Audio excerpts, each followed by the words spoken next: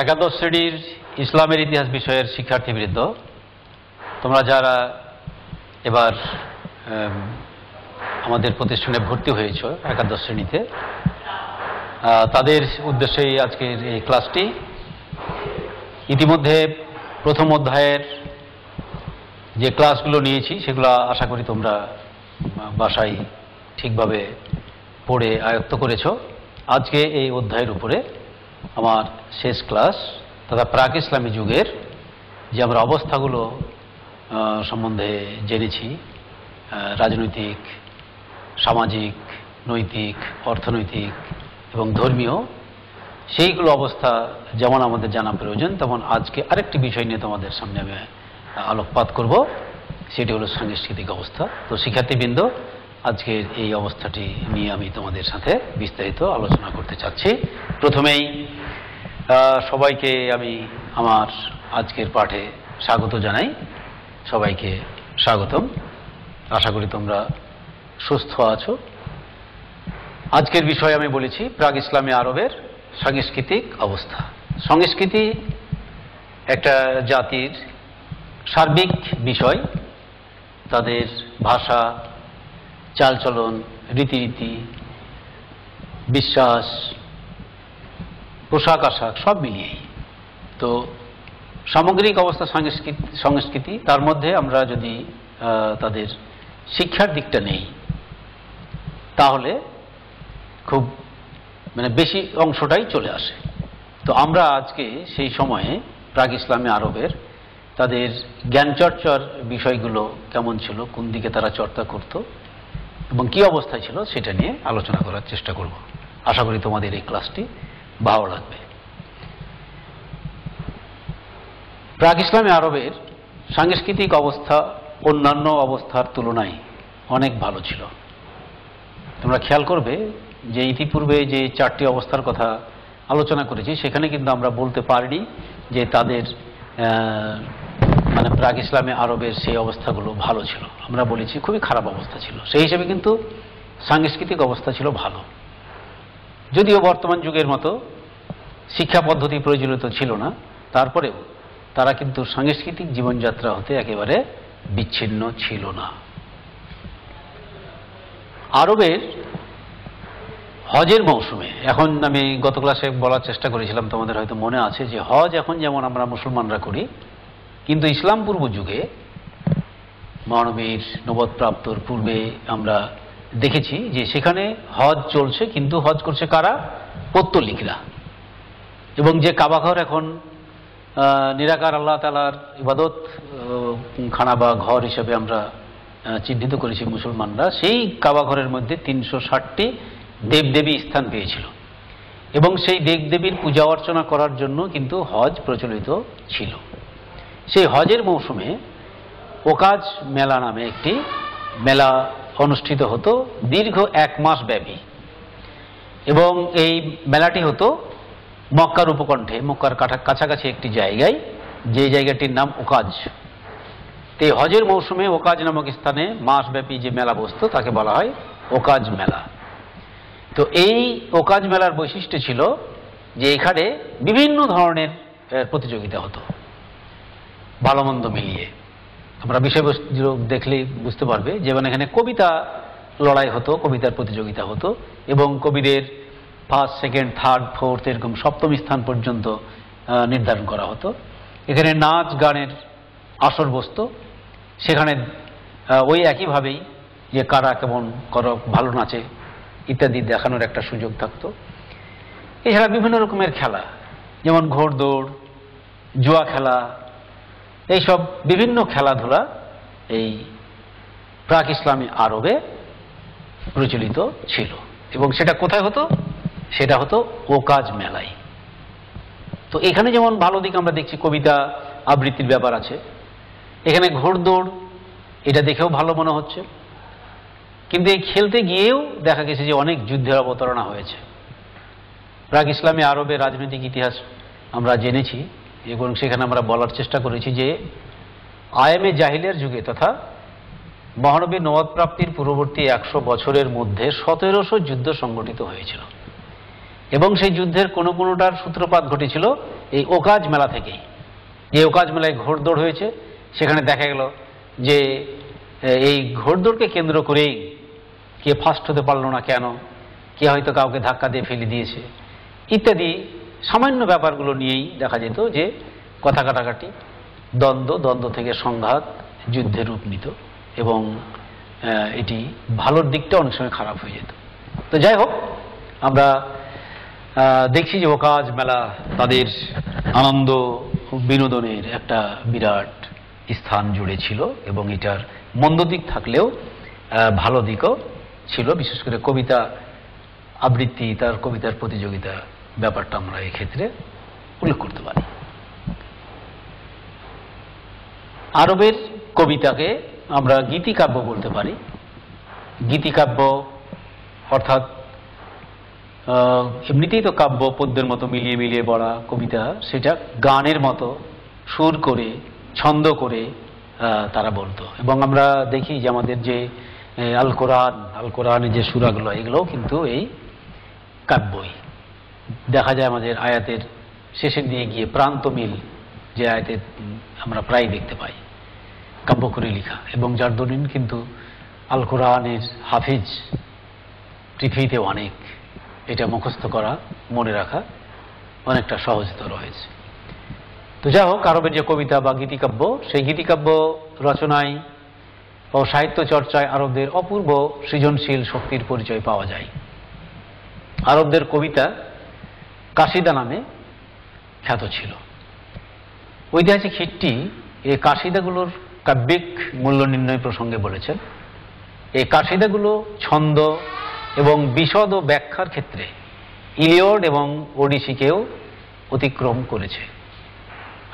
আমরা জানি যে সেই ইলিয়ড এবং ওডিসির কারণে আমরা সেই গ্রিক সভ্যতায় দেখতে পাই যে একটি যুগই দেখা যাচ্ছে যে হোমারীয় যুগ হিসেবে চিহ্নিত হয়েছে। অর্থাৎ ইলিয়ড এবং ওডিসি এগুলো রচনা করেছিলেন ইলিয়ড। তো সেই যে তার আমরা বলবো যে খ্যাতি ইলিয়ড এবং ওডিসির, তো ঐতিহাসিক হিট্টি বলছেন যে সেই ইলিয়ড এবং ওডিসির কেউ জানি অতিক্রম করে গিয়েছিল আরব যুগের এই কবিতাগুলো, অর্থাৎ কাসিদাগুলো। তো কবিতার বিষয়বস্তুর কথা যদি আমরা বলি, তাহলে বিষয়বস্তুগুলো কিন্তু খুব যে বর্তমান যুগের মতো ভালো ছিল এটা বলা যাবে না।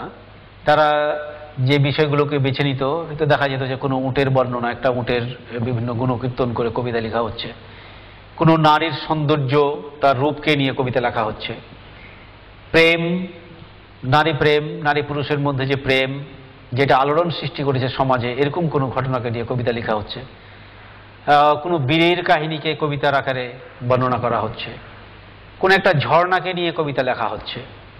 তো বিষয়বস্তুগুলো হয়তোবা আরবের, প্রাক ইসলামী আরবের বিষয়বস্তুগুলো বর্তমান যুগের মতো অত ভালো তারা নির্বাচন করতে পারেনি, কিন্তু তাদের যে কবিতার যে ছন্দের ব্যবহার এবং বিশেষ করে তাদের যে আরবি ভাষা কিন্তু তৎকালীন সময়ে বিশ্বে খুব নামকরা এবং এই শিক্ষা সাহিত্য সংস্কৃতির জন্য আরবি ভাষা খুবই আমরা বলবো বিখ্যাত ছিল। এবং আরবদের যে জয়, আরবদের যে খ্যাতি, এর পিছনে কিন্তু নিঃসন্দেহে এই আরবি ভাষাই ছিল। অর্থাৎ আরবি ভাষার কারণেই কিন্তু আরবের লোকজন এতটুকু উন্নতি ঘটাতে পেরেছিল বলে ঐতিহাসিকরা অনেক ক্ষেত্রে মন্তব্য করেছেন। এবং আরবদের এই সুনাম সুখ্যাতি, অনেকাংশে ভাষারই সুনাম সুখ্যাতি, এ ধরনের কথাও এসেছে। আমরা কবিতার সূত্র ধরেই আরো একটু গভীরে যেতে চাই। আমরা এখানে দেখতে পাচ্ছি যে সব মুআল্লাকা বলা হচ্ছে, এটি আরবি কথা, যার বাংলা অর্থ সপ্ত ঝুলন্ত কবিতা। 7টি ঝুলন্ত কবিতা। ঝুলন্ত বলা হচ্ছে এই কারণে, এই যে একটু আগে বলছিলাম যে ওকাজ মেলায় কবিতার লড়াই হয়, প্রতিযোগিতা হয়, সেখানে যারা প্রথম থেকে সপ্তম স্থান অধিকার করতেন সেই কবিতাগুলো কবির নাম সহ সোনালী হরফে লিখে কাবাঘরের দেয়ালে দীর্ঘ 1 বছর ঝুলিয়ে রাখা হতো। এই যে ঝুলিয়ে রাখা হতো, এই জন্য এটিকে বলা হয়েছে ঝুলন্ত কবিতা। এবং কয়টি কবিতা? 7টি। 7 জন লেখকের নাম থাকবে, 7টি কবিতা থাকবে। এবং একটি বছর, পরবর্তী বছর ওকাজ মেলায় আবার প্রতিযোগিতা হবে। আবার যারা 1 থেকে 7 অর্থাৎ প্রথম থেকে সপ্তম স্থান অধিকার করবেন, তাদের নাম সহ কবিতাগুলো পরের বছরের জন্য ঝুলিয়ে রাখা হবে। তো এইরকম একটি বা মোয়াল্লাকা বা সপ্ত ঝুলন্ত কবিতার 7 জন কবির নাম এখানে আমি উল্লেখ করেছি: আমর, লাবিদ, আন্তারা, ইমরুল কায়েস, তারাফা, হারিস এবং জুবায়ের। বিশেষ করে এই কবিদের মধ্য থেকে যাদের নাম সমাজে খুবই প্রচলিত ছিল বা বিখ্যাত ছিল, তারা হলেন ইমরুল কায়েস। বলে রাখা প্রয়োজন যে ইমরুল কায়েসকে বলা হয় আরবের শেক্সপিয়ার। তিনি কবিদের মধ্যে কবিগুরু ছিলেন, তিনি শ্রেষ্ঠ কবি ছিলেন। তাছাড়া ছিলেন তারাফা বিন আলাবাদ, হারিস বিন হিল্লিজ, আন্তারা বিন সাদাত এবং আমর বিন কুলসুম। আমরা এই যে 4-5 জনের কথা বললাম, ইনারা ছিলেন শ্রেষ্ঠ, মানে ভালোদের মধ্যে আরো ভালো, কবিদের মধ্যে বিশেষভাবে উল্লেখযোগ্য। তাহলে আমরা নিশ্চয় বুঝতে পারছি যে সপ্ত ঝুলন্ত কবিতা, যার আরবি কথা হলো বা মুআল্লাকা, জিনিসটি কি? 7টি ঝুলন্ত কবিতা। অর্থাৎ ওকাজ মেলায় 1 বছরে যে 7 জন কবি প্রথম থেকে সপ্তম স্থান অধিকার করতেন, তাদের কবিতাগুলো সেই সব কবিদের নাম সহ সোনালী হরফে লিখে কাবাঘরের দেয়ালে, কাবাঘরের দেয়াল আমরা দেখি সবসময়, এখনো দেখা যাবে যে গেলাপ দেওয়া আছে। এই যে গ্লাব দেওয়া আছে, এইভাবেই ঝুলিয়ে রাখা হতো কাবাঘরের দেয়ালে। তখনকার আরবদের কাব্যচর্চা সম্পর্কে ব্রিটিশ ঐতিহাসিক নিকোলসন বলেন, সেই যুগে কবিতা শুধু কিছু সংস্কৃত মনা লোকের বিলাসিতার বস্তুই ছিল না, বরং এটি ছিল তাদের সাহিত্য প্রতিভা প্রকাশের একমাত্র মাধ্যম। হয়তো অনেকের ধারণা হতে পারে যে কবি হয়তো কিছু লোক সেটা নিয়ে চলতো, কিন্তু তা না। মানুষের যে, আমরা আরবের সাহিত্যের যে প্রতিভার বিকাশ, সেই প্রতিভার বিকাশ কিন্তু আমরা দেখি যে এই কবিতার মাধ্যমে ঘটেছে।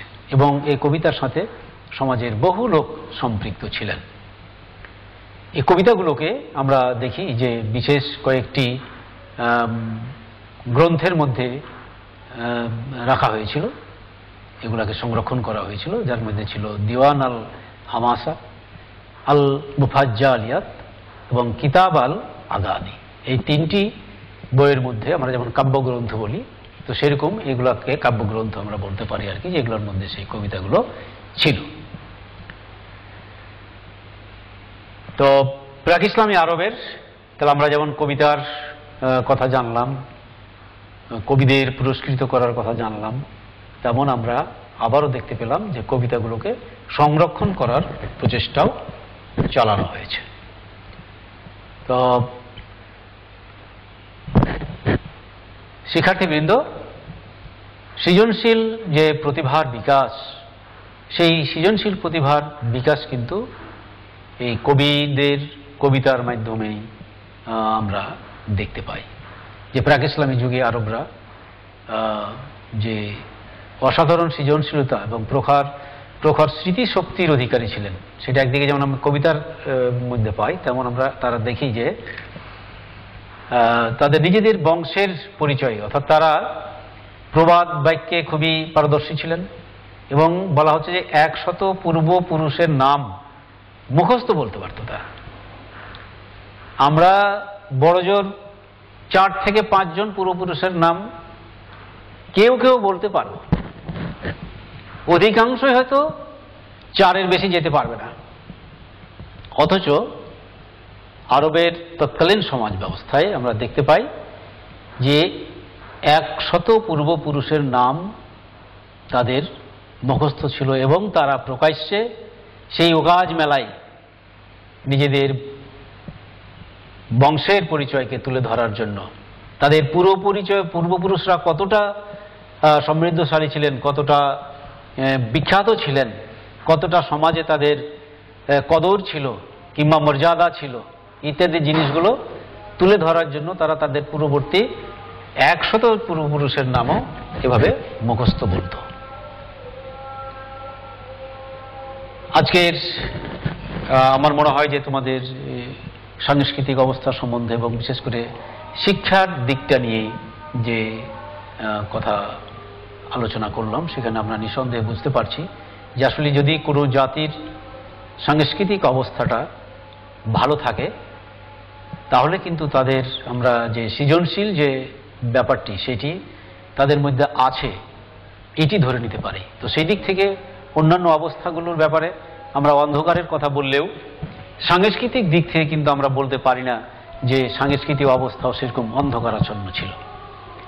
তো শিক্ষার্থীবৃন্দ, আমি এটুকুই বলতে চাই যে আমরা এ পর্যন্ত এই প্রাক ইসলামী যুগ বা আয়ামে জাহিলিয়ার যুগে যে আলোচনাগুলো করলাম তাতে সাংস্কৃতিক অবস্থা আরবের লোকজনদের ভালো ছিল, কিন্তু ধর্মীয়, সামাজিক, রাজনৈতিক যে তিনটি অবস্থা বেশি প্রভাব ফেলে মানুষের জীবনে, সামাজিক জীবনে, রাষ্ট্রীয় জীবনে, পারিবারিক জীবনে, সেই অবস্থাগুলো মোটেও ভালো ছিল না। কাজেই একজন মহামানবের যেন আগমনের ক্ষেত্র তৈরি হয়ে গিয়েছিল। আমরা জানি যে যখন পৃথিবী পাপ পঙ্কিলতায় চরমভাবে ভরে যায় তখনই কিন্তু একজন মহামানবের আবির্ভাব ঘটে। তো ঠিক সেরকম একটা ক্ষেত্র যেন তৈরি হয়েছিল এবং মহান সৃষ্টিকর্তার পক্ষ থেকে মুহাম্মদ রাসূলুল্লাহ সাল্লাল্লাহু আলাইহি সাল্লাম সর্বশেষ এবং সর্বশ্রেষ্ঠ মানুষ হিসেবে, মানে নবী হিসেবে, রাসূল হিসেবে আরবের বুকে আবির্ভূত হয়েছিলেন 570 খ্রিস্টাব্দে।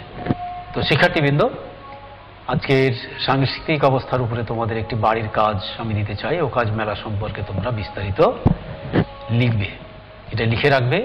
আমরা পরবর্তীতে এটা নিয়ে মূল্যায়ন করব এবং তোমাদেরকে সেটা দেখাবো তোমাদের লেখাটা কতটুকু উপযোগী হয়েছিল এবং কি করলে আরো ভালো করা যায়। তো তোমাদের সবাইকে আমি আজকের আমার এই পাঠের মাধ্যমে, স্লাইডের মাধ্যমে তোমাদের ধন্যবাদ জানাচ্ছি এবং তোমাদের আমি আবারও একটু সচেতন করে দিতে চাই যে বর্তমান পরিস্থিতিতে সাবধানতা অবলম্বন করে নিজেকে সুরক্ষা রাখার চেষ্টা করবে করোনার হাত থেকে। ধন্যবাদ সবাই।